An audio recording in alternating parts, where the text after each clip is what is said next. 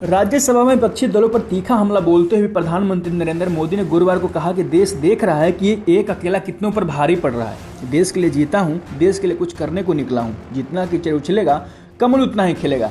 राष्ट्रपति के अभिभाषण पर धन्यवाद प्रस्ताव पर हुई चर्चा के जवाब के दौरान पीएम मोदी ने नेहरू गांधी परिवार पर निशाना साधते हुए कहा कि उन्होंने पढ़ा है कि 600 से अधिक योजनाओं का नाम इसी परिवार के नाम पर रखा गया था। संसद सदस्यों ने पीएम ने पूछा कि उनकी पीढ़ी के लोग नेहरू उपनाम क्यों नहीं रखते और इससे डर और शर्म क्या है।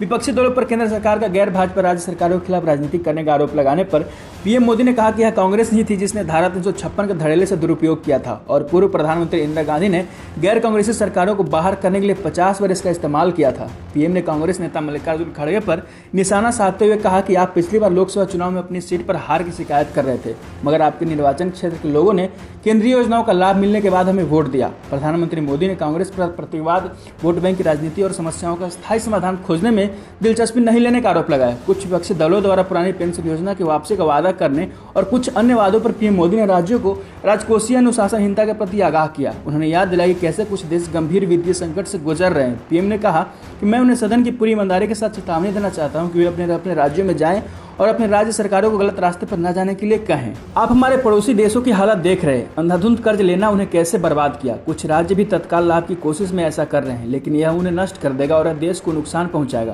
प्रधानमंत्री मोदी ने माना कि राजनीतिक दलों के बीच राजनीतिक मतभेद हैं और उनसे आग्रह किया कि वे देश के आर्थिक स्वास्थ्य के साथ खिलवाड़ न करें। पीएम ने कहा कि हमारे बीच राजनीतिक और वैचारिक मतभेद हो सकते हैं और पार्टियों को एक दूसरे के खिलाफ कुछ शिकायतें हो सकती है, लेकिन देश के आर्थिक स्वास्थ्य के साथ खिलवाड़ न करें। ऐसा पाप न करें जो आपके बच्चों के अधिकारों को छीन ले।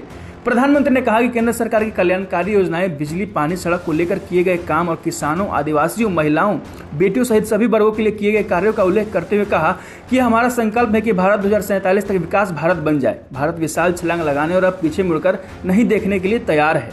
2047 में ये देश विकसित भारत बने, ये हम सबका संकल्प है। 140 करोड़ देशवासियों का संकल्प है।